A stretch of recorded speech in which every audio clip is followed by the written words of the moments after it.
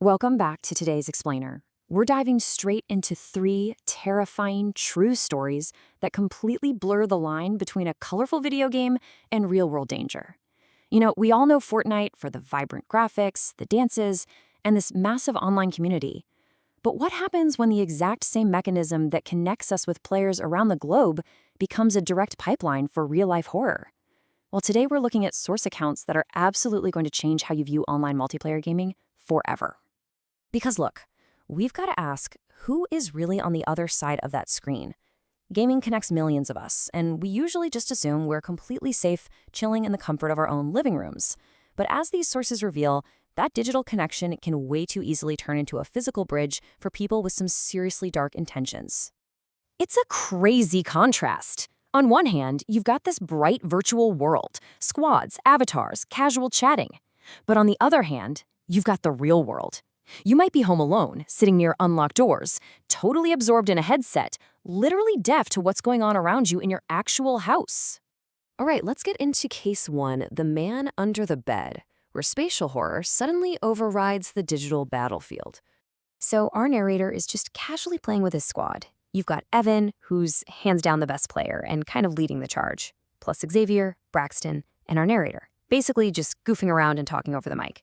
A totally normal gaming session, right? But then, out of nowhere, the digital chatter just dies. Evan's avatar completely stops moving. The guys start getting annoyed, yelling at him to move, but his character is just standing dead still on the screen. Then, after 10 agonizing seconds of just eerie silence, this horrific, almost painfully loud screaming comes through Evan's mic. And it wasn't right into the microphone either. It sounded like Evan was somewhere in the background of his room. Then, a door slams violently shut, and the connection just cuts out. Boom. Gone. The other 3 guys are just sitting there in total silence, completely paralyzed, having no clue what to do. Panicking, our narrator kills his console and immediately makes 5 phone calls to Evan. None of them are answered. 5 unanswered calls. At this point, the adrenaline is absolutely pumping. He races 2 minutes down the road to Evan's house, and when he pulls up, there are no cars in the driveway, but alarmingly, the front door is wide open and every single light in the house is blazing. He runs in, screaming Evan's name, follows a panicked voice up to the loft bedroom, and finds Evan terrified, literally hiding underneath his own bed. When Evan finally calms down enough to speak, he drops this absolute bombshell. He says while he was playing, he actually felt a tap from under his bed. He pulled up the bed skirt and found a grown man hiding right there underneath him. Evan screamed, threw his headset, backed into a corner, and the man just casually crawled out and walked right out the front door. Obviously, the police were called immediately. A male officer cleared the inside of the house to make sure it was safe, while a female officer took notes outside. And honestly, it's wild that these guys still play Fortnite today, because this whole event forever shatters the illusion of safety in your own bedroom. Just think about it. An intruder silently hiding inches beneath a player fully immersed in a game. That is pure nightmare fuel. Moving on to case 2, the unknown number. This is an unsettling escalation of cyberstalking that kicked off from a completely random match. Now we have to figure out, how did a completely random player get his real address?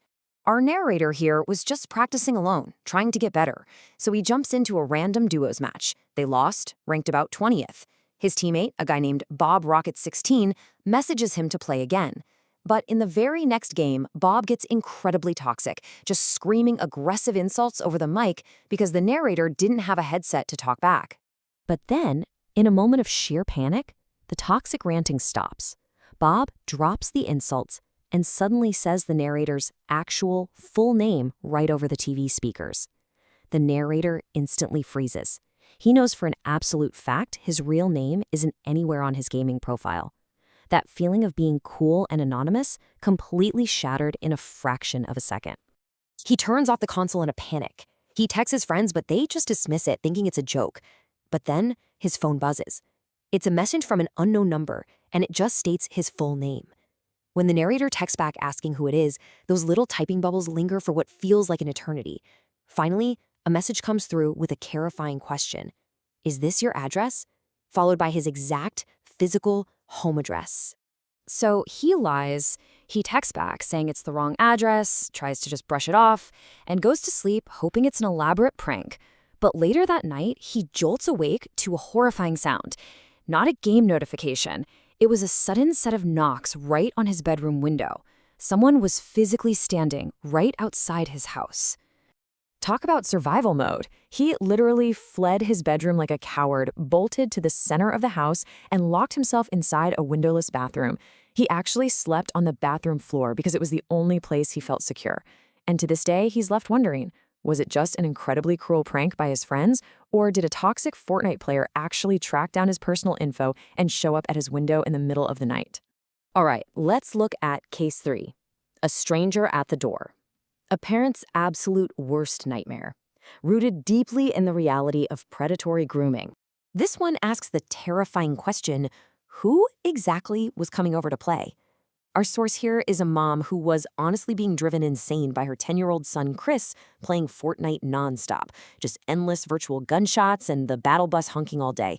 But that annoyance turned to pure dread when, at 9 p.m., Chris wanders out of his room and casually announces that a Fortnite friend who lives nearby is coming over to the house. Obviously, the mom's internal fuse blows. She asks how old this guest is, and Chris drops this incredibly oblivious, spine-chilling response. I don't know, he sounds kind of old. Let that sink in.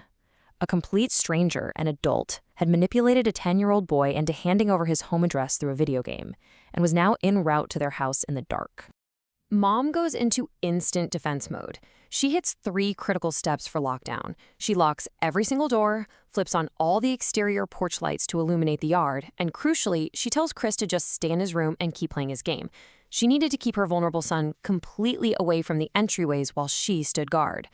And look how fast this escalates. Right after 9 p.m., a car pulls up out front and the headlights immediately cut off. A mildly overweight, middle-aged man steps out, walks up the path, and rings the bell 3 times. When nobody answers, he starts aggressively pounding on the front door. Still no answer, so he starts peering through the windows. Then he actually walks around to the side of the house, out of sight, and starts nudging the back door, trying to force his way in. After 5 agonizingly silent minutes waiting in the kitchen, the mom decides to check if he's finally gone. She cautiously lifts the kitchen blinds. And right there, the man's face is literally 2 inches from the glass, staring dead at her. The pure shock prompts this frantic scream from the mother, yelling that she's calling the cops, which finally startles the predator enough to make him sprint back to his car and speed off. The fallout for Chris was severe. He was grounded for 2 straight weeks with absolutely no video games, followed by 2 full months with no wireless headset whatsoever. Sure, it's strict, but as a parent, it's an absolutely necessary reaction. She had to protect her kid from a near-tragic manipulation that originated right inside a seemingly innocent game. Which brings us to our conclusion. Who is really playing? It really comes down to this massive divide between the game and reality. The game is bright, it's social, it's anonymous fun. But the reality? Real names get exposed. Physical stalking happens. Grown predators show up at the doorsteps of children. That microphone you use is a 2-way street. It lets you talk to the world, but man, it also lets the world right into your living room. I'm going to leave you with the mother's own haunting question. She gets sick to her stomach thinking about it. What would have happened if she wasn't home that night? Think about that for a second. So next time you or your kids boot up the console, put on that headset, and drop into a match, ask yourself just how secure your connection to the real world truly is. Thanks for joining me for today's Explainer, and seriously, stay safe out there.